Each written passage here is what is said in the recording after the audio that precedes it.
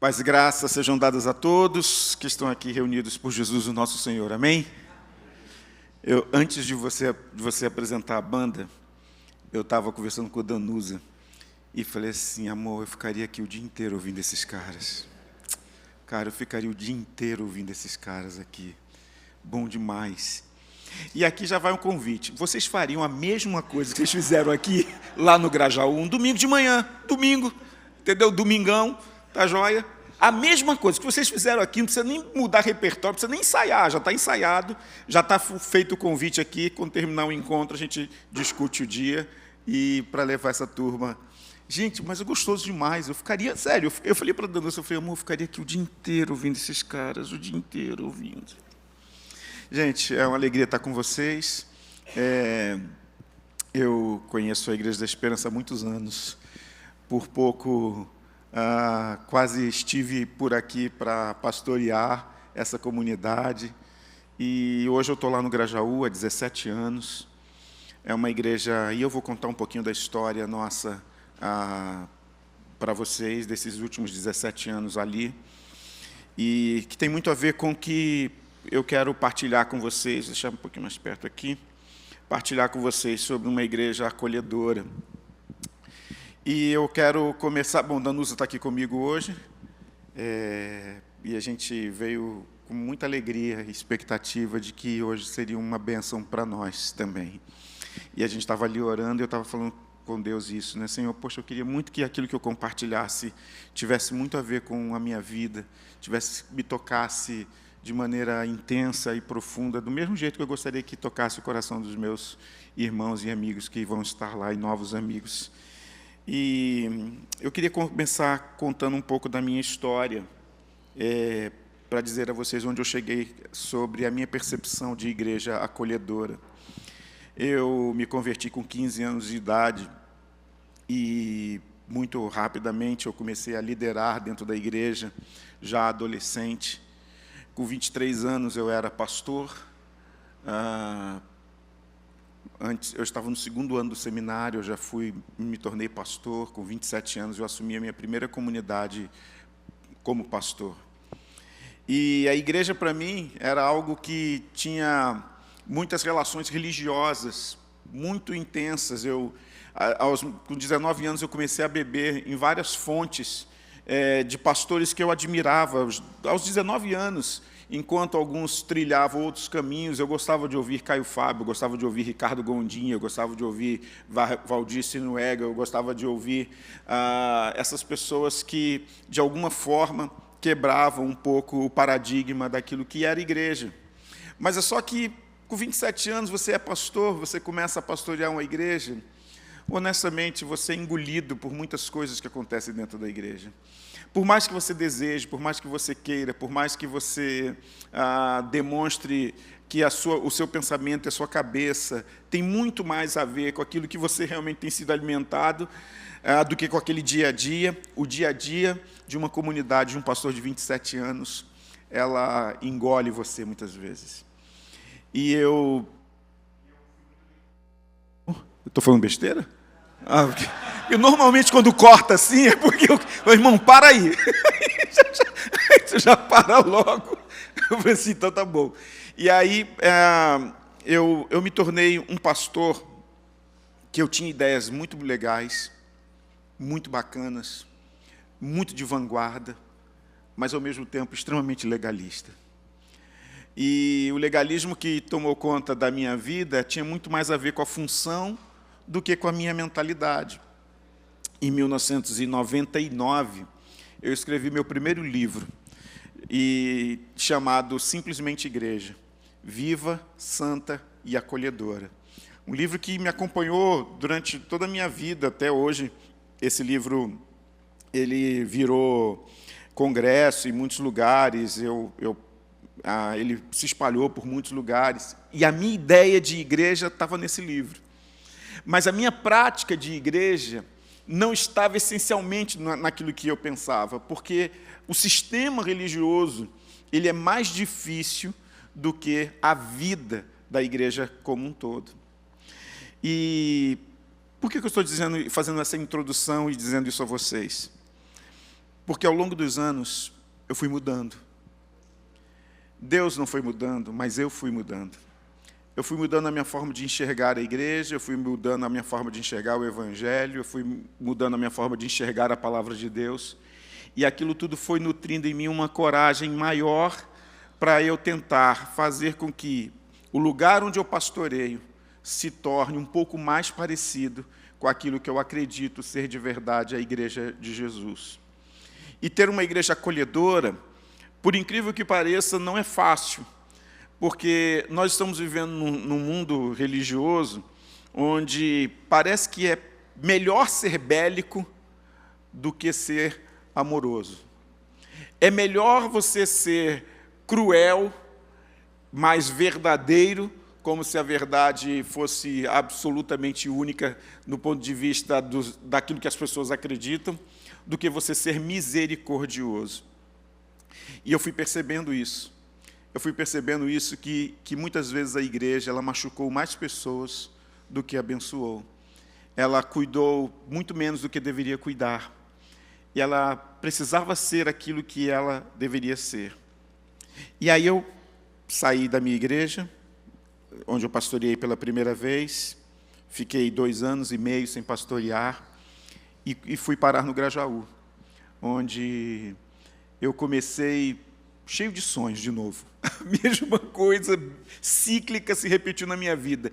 Eu imaginava que a igreja ia crescer exponencialmente em 2 anos, porque eu era um cara maravilhoso, eu pregaria muito bem, as pessoas iam gostar e me amar, e as coisas iam funcionar, e todo mundo ia evangelizar e orar, os cultos estariam lotados, etc. e tal, até eu chegar à realidade de que isso não era bem assim. Nos primeiros dias da igreja, eu separei uma briga no saguão, no corredor da igreja.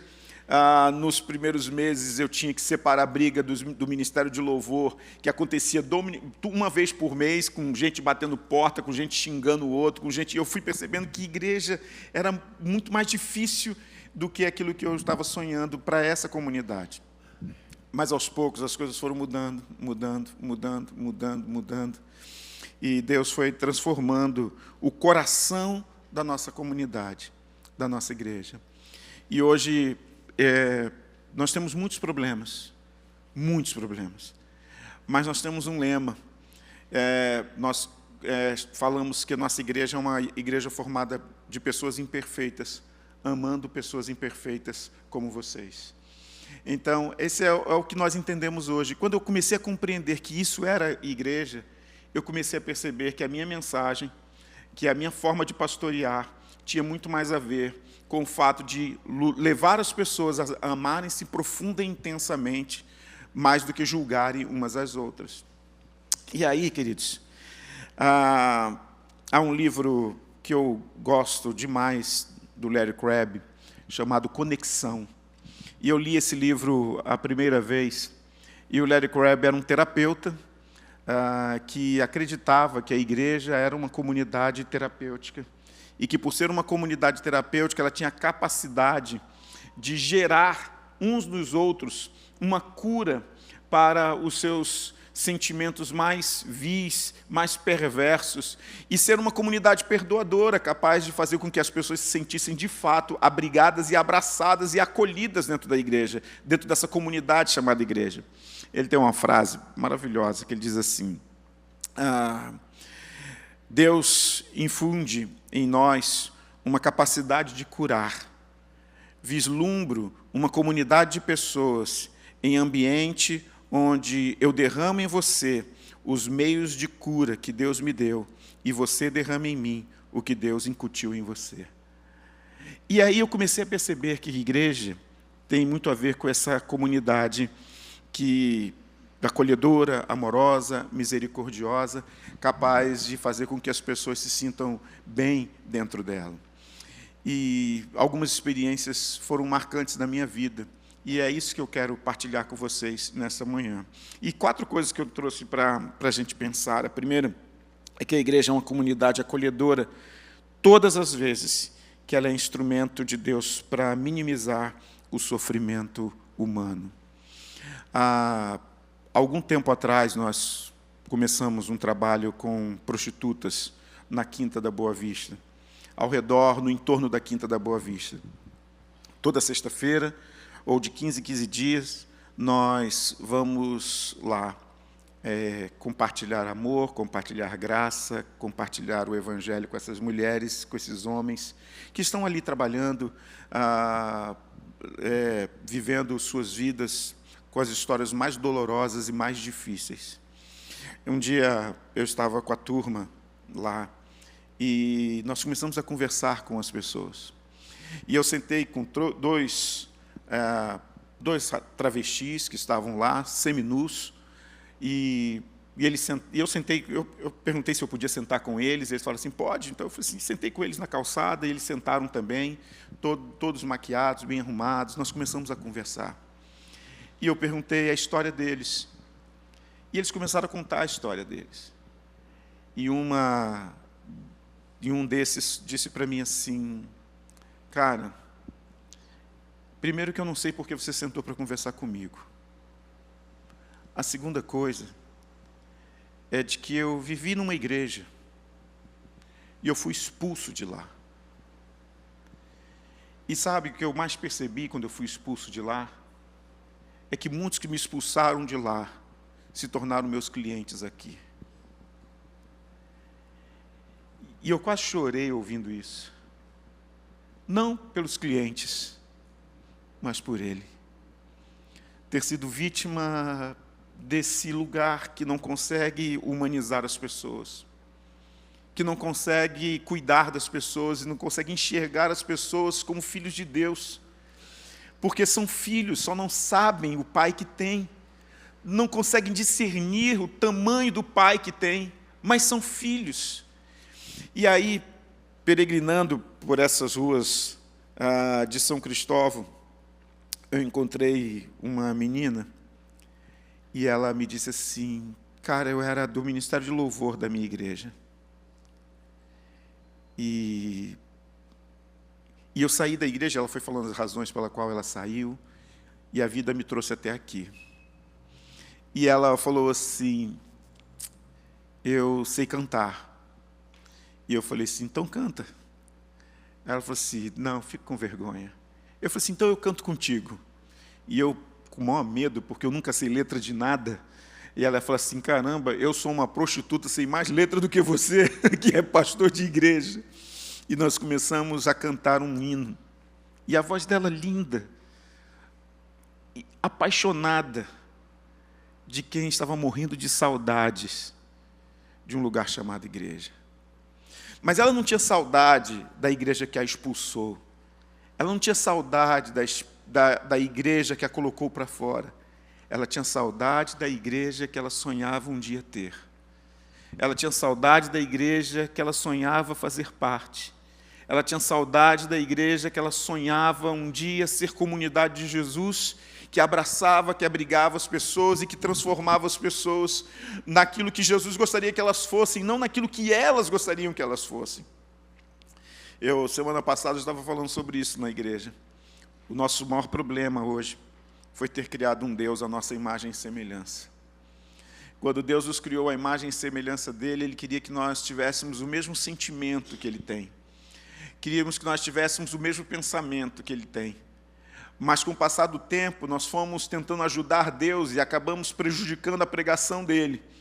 E nós começamos a criar um Deus à nossa imagem e semelhança. Então, um Deus à nossa imagem e semelhança, Ele julga, Ele condena, Ele mata, porque é o que nós faríamos se nós fôssemos o Deus. Mas nós não somos Deus, mas nós queremos um Deus que seja refém dos nossos pensamentos. Nós queremos um Deus que seja refém dos nossos sentimentos. Nós queremos um Deus que seja refém da nossa doutrina. Nós queremos um Deus que seja encaixotado naquilo que nós acreditamos. Porque um Deus que não faz aquilo que nós queremos e que não é o Deus que nós acreditamos, não pode ser o nosso Deus. E aí nós inventamos um Deus que se encaixe dentro daquilo que nós queremos. Isso fez com que a igreja tivesse cada um Deus, capaz de fazer as coisas mais bárbaras, mais perversas e mais duras e cruéis que a vida poderia imaginar. Esse Deus que nós criamos à nossa imagem e semelhança é capaz de olhar para essa prostituta e colocá-la no mármore, queimando no mármore do inferno.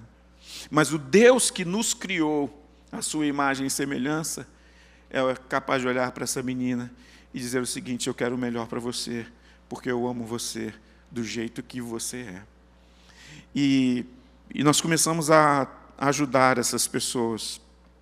E a nossa intenção, quando a gente ia para a rua, não era levá-las para a igreja. A nossa intenção era levar dignidade a essas mulheres, a esses homens que estavam na rua.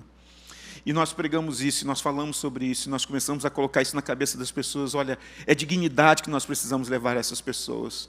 Porque muitas dessas pessoas querem trabalhar, muitas dessas pessoas querem ter uma família, muitas dessas mulheres, muitos desses homens querem ter uma vida que vale a pena ser vivida, e nós somos instrumentos para fazer isso, para ajudar e para abençoar isso.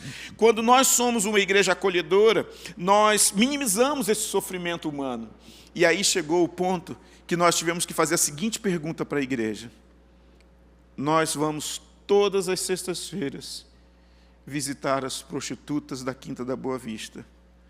Chegou a hora de perguntar uma coisa muito séria para vocês: e quando elas nos visitarem, o que é que nós vamos fazer? E o silêncio era total. E eu falei assim: eu preciso saber o que é que nós vamos fazer quando essas mulheres começarem a nos visitar. Nós estamos indo onde elas trabalham, e elas vão vir onde nós cultuamos. E o que é que nós vamos fazer quando essas mulheres e esses homens chegarem entre nós?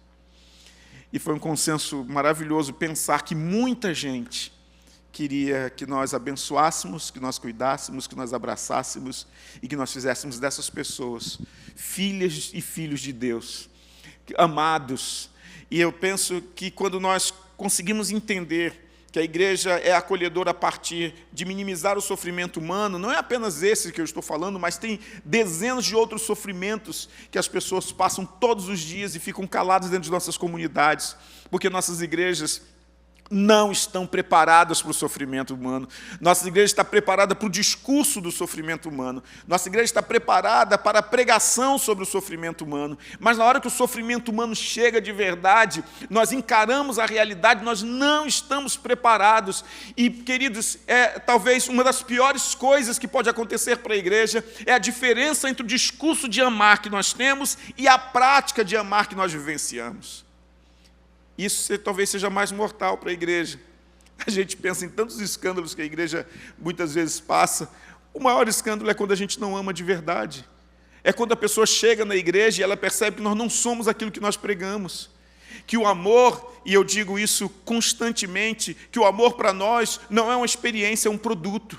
É um produto que nós vendemos. E nós falamos para as pessoas assim: venham aqui porque nós amamos você como você está. E muitas vezes as pessoas chegam como estão e nós não as amamos como elas realmente são e estão.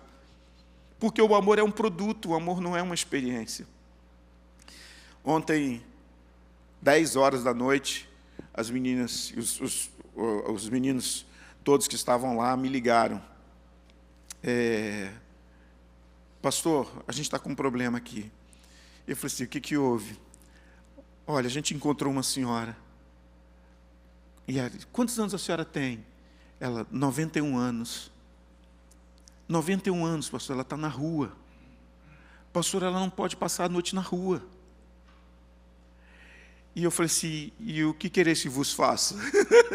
E eles falaram assim: pastor, a gente precisa fazer algo. Eu falei assim: façam, deles voz de comer. E o que nós vamos fazer? Eu falei assim: não sei, traz para a igreja, ela dorme na igreja. Pastor, na segunda-feira eu resolvo tudo, ou nós resolvemos tudo, mas ela não pode ficar onde está. Eu falei assim: então você arruma um lugar para ela dormir. Vocês se reúnam e vejam onde ela pode dormir. Quando foi 11 horas da noite, eles me ligaram: pastor, nós conseguimos um hotel, deixamos ela dormindo, nós pagamos para ela ficar esse final de semana lá, e na segunda-feira, de manhã, nós vamos buscá-la para tentar resolver esse problema que ela vive. 91 anos vivendo na rua. É como se nós olhássemos para essas coisas e para a gente não fizesse diferença. E não pode ser assim. Porque as pessoas estão sofrendo de verdade.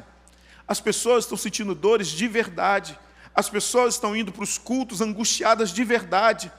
Eu falo para a Danusa constantemente sobre isso, quando alguma pessoa tem alguma atitude na igreja que... Porque a igreja tem de tudo, né, gente? A igreja tem gente muito bacana, mas tem gente chata para dedéu. A igreja tem gente que é muito legal e tem gente insuportável. Mas por trás da história de cada pessoa, há um background que precisa ser considerado de vida, de história, de sofrimento, de angústia, de dor. Então, nós não podemos ser acolhedor na música que nós cantamos. É muito legal nós falarmos que nós somos um corpo, mas melhor ainda seria se nós vivêssemos isso na nossa experiência diária como igreja. Igreja é uma comunidade que precisa minimizar o sofrimento humano. A segunda coisa, a igreja precisa, para ser acolhedora, ela precisa aprender a ministrar perdão de verdade à vida das pessoas. E quando eu falo perdão de verdade à vida das pessoas, eu falo sobre as muitas pessoas, as milhares de pessoas que foram excluídas de nossas comunidades porque tiveram experiências difíceis, experiências das quais elas não queriam repetir, experiências das quais elas não queriam viver, mas infelizmente viveram. E perdoar, a igreja como um todo, ela se tornou tão bélica, tão beligerante, que você vai às redes sociais e as redes sociais espelham exatamente o que a maioria de nossas comunidades cristãs pensam sobre a falha humana. Como eu digo, o nosso discurso é uma coisa, mas a nossa prática é outra completamente diferente. Quando eu olho para Jesus e o Evangelho de Jesus, de Mateus, Marcos, Lucas, João, quando eu vejo a narrativa desses homens sobre Jesus, eu tenho uma perspectiva apaixonada e nostálgica do que nós deveríamos ser minimamente. Em João, no capítulo 8, na experiência da mulher adúltera, Jesus mostra ali exatamente o que ele pensa sobre a falibilidade humana e como ele precisa resgatar o ser humano. Jesus tinha tudo naquela ocasião para ser o primeiro a atirar a primeira pedra. Aliás, tem uma esquete maravilhosa do Porta dos Fundos sobre isso, que depois vocês vejam. Jesus tinha tudo para atacar a primeira pedra, mas ele resgata a dignidade daquela mulher que havia sido roubada, assaltada, quando aqueles homens a levaram para ser a demonstração do pecado de um outro homem que não estava ali exposto. Jesus chama aquela mulher, resgata a vida daquela mulher, resgata a história daquela mulher, resgata a dignidade daquela mulher, perdoa aquela mulher e permite que aquela mulher recomece a vida, porque perdoar é exatamente permitir que o outro recomece na sua vida. O Caio Fábio diz isso, né, que perdão, ele é fazer com que o outro nasça de novo na sua história. E aquela mulher é resgatada porque ela é perdoada. Mas sabe o que as nossas comunidades fazem? Nossas comunidades excluem. Nossas comunidades jogam na lata do lixo pessoas que erram, pessoas que tropeçam, como se o tropeço só fosse tropeço quando é público, quando, na verdade, ele é íntimo. Ele está no quarto, ele está no carro, ele está na rua, ele está em qualquer lugar.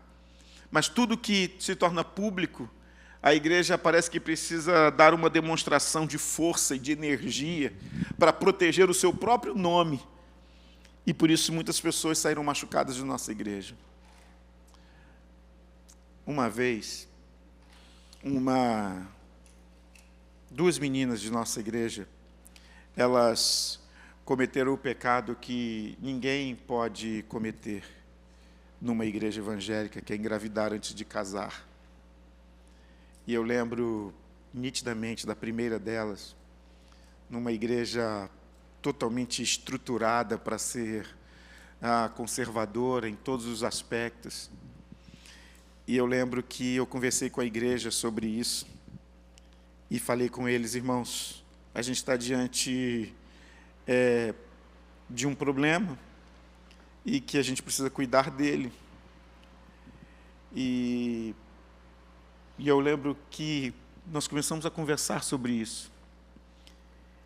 E uma pessoa levantou e disse assim: pastor, você não acha que não fazer nada faz com que outras pessoas façam o mesmo? Eu falei assim: não. Você assalta porque outros assaltam e não são presos? Você mata porque outros matam e não foram pegos? você rouba o imposto de renda porque alguns não foram ainda flagrados pela Receita Federal. Não, você não faz porque você não quer fazer. E ponto final. E eu falei assim, nós estamos diante de uma decisão importante, que é ensinar uma geração de crentes o que significa o perdão.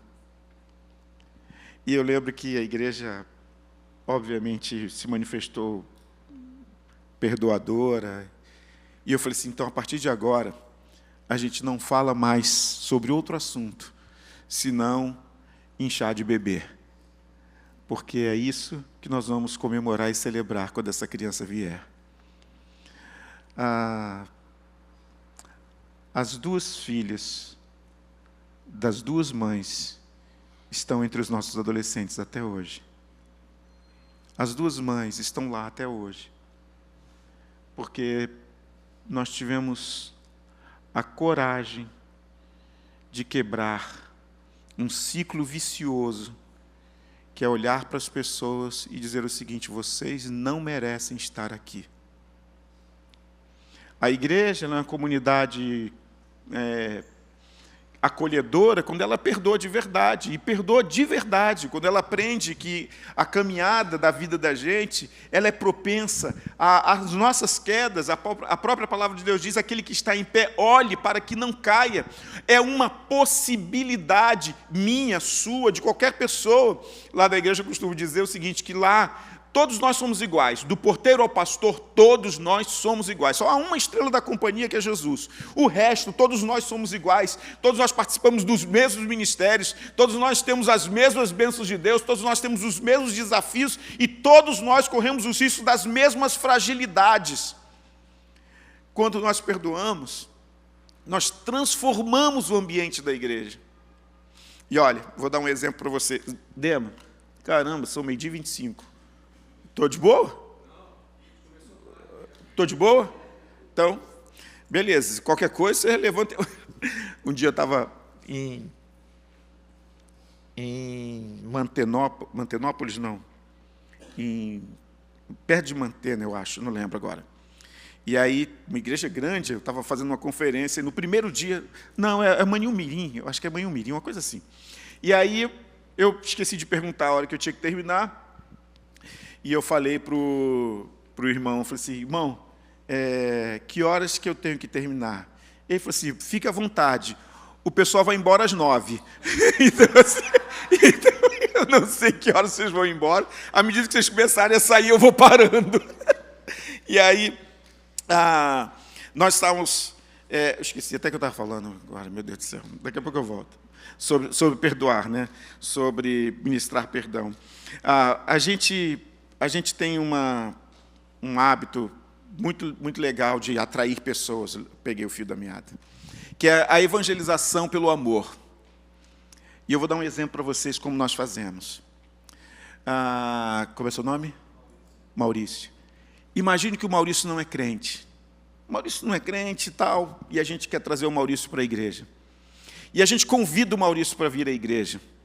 E o Maurício fala assim, pô, cara, estou sem carro para ir na tua igreja, é longe pra caramba, o que nós faríamos?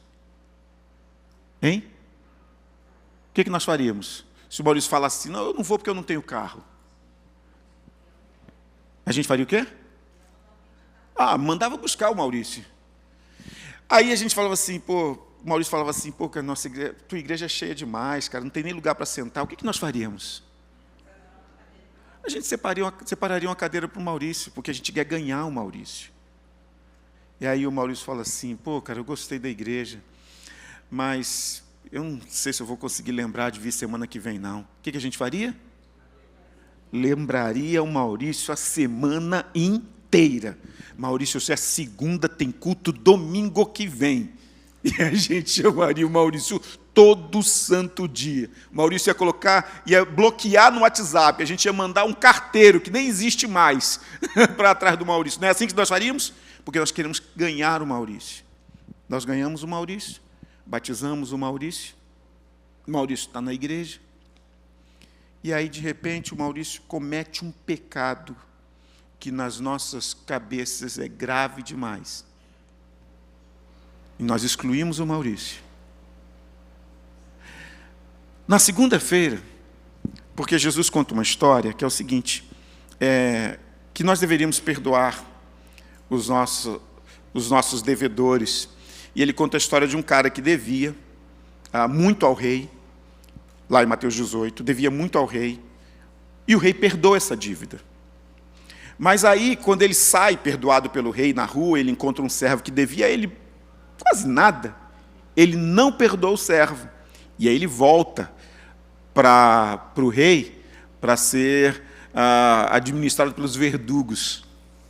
Pois bem, nós fazemos a mesma coisa. E aí o Maurício cometeu um pecado que nós não gostamos. Na segunda-feira, o que nós fazemos? Nós ligamos para o Maurício? Não. No domingo nós separamos o lugar para o Maurício? Não. Sabe o que aconteceu com muita gente que passou pela mesma experiência do Maurício? As pessoas atravessavam a rua. As pessoas não olhavam mais para ele. As pessoas não ligavam mais para ele. Por isso que eu digo que o amor para nós é um produto e não uma experiência. É um produto para atrair, não é uma experiência para ficar. Quando nós não conseguimos amar profunda e intensamente, nós só atraímos pessoas, como um vendedor que não sabe o que é o pós-venda. Mas no pós-venda gospel, nós não sabemos cultivar a vida de ninguém. Se nós queremos ser uma igreja acolhedora, a gente precisa perdoar. Aprender a perdoar. Perdoar, gente, porque é essencialmente aquilo que Jesus disse que nós deveríamos fazer. E deveríamos fazê-lo de verdade, e não apenas hipoteticamente. A terceira coisa é que, se nós queremos ser uma igreja acolhedora, a gente precisa aprender o caminho do consolo e do conforto humano que as pessoas realmente precisam. Nós precisamos ter uma mensagem que conforte pessoas nos seus dilemas mais profundos. E, gente, por favor, é bacana, mas não dá para ser sempre hora que melhora.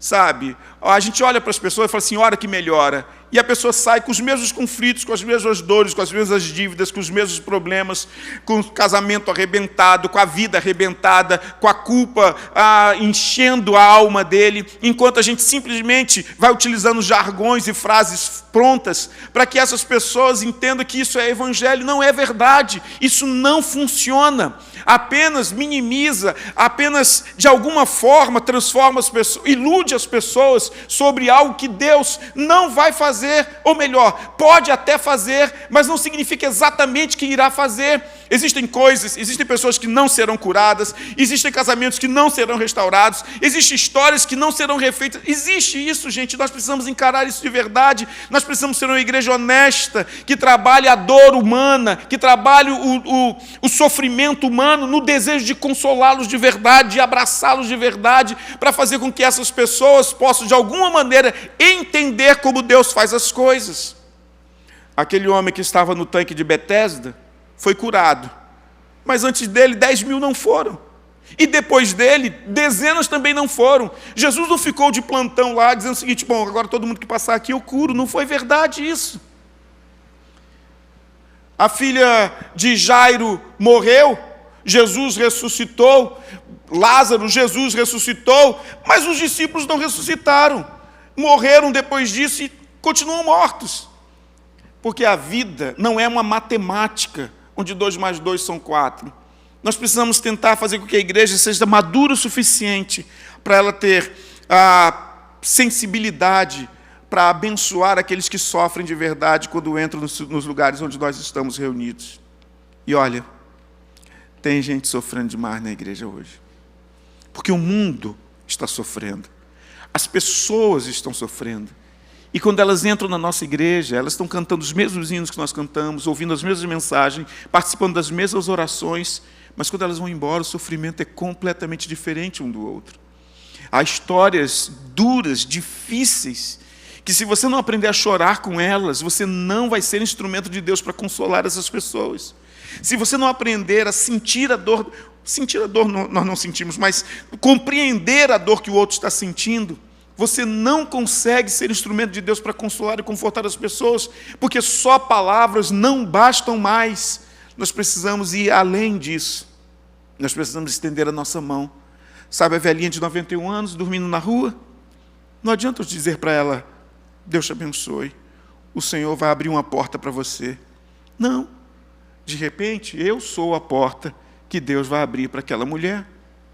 Ou a minha igreja vai ser a porta, ou esta igreja vai ser a porta, ou você vai ser a porta, mas alguma coisa vai acontecer e Deus vai usar para minimizar e para dar a essa pessoa o consolo e conforto que ela precisa. Nós estamos vivendo uma epidemia de uma teologia profundamente equivocada sobre o agir de Deus. Nós banalizamos tanto o agir de Deus que hoje você vai no hospital do câncer com um paciente em grau 5 e a gente diz para ele assim, o Senhor vai te curar.